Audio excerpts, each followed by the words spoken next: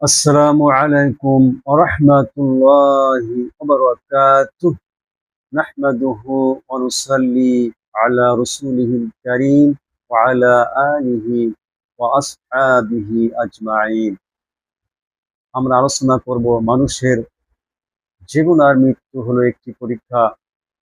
কোরআনুল কারীমের ভাষায় الذي خلق الموت والحياة ليبلوكم أيكم أحسن عملا وهو العزيز الغفور.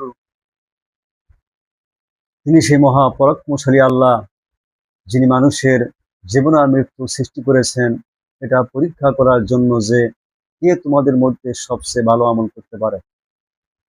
আমরা এই আয়াতের মাধ্যমে বুঝতে পারলাম মানুষের জন্ম মানে পরীক্ষার জীবন শুরু, আর মানুষের মৃত্যু মানে পরীক্ষার জীবন শেষ। অর্থাৎ জন্ম আর মৃত্যু এই মাঝখানি হলো পরীক্ষা।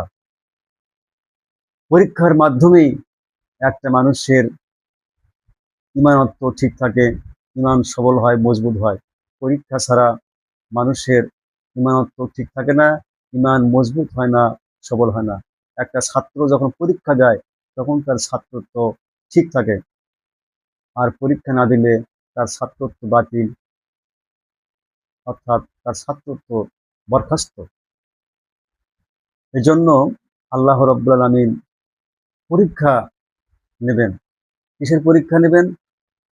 লাতুবলাউন্না ফি আমওয়ালিকুম ওয়া আনফুসিকুম। আল্লাহ পাক বলেন, আমি অবশ্যই তোমাদেরকে তোমাদের মাল আর তোমাদের জীবনের মধ্যেই আমি পরীক্ষা নেব।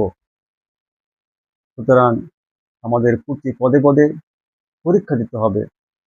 পরীক্ষা হলো এটা ইমানের মানদণ্ড। ইমানের মানদণ্ডে যেন আমরা বিজয় লাভ করতে পারি।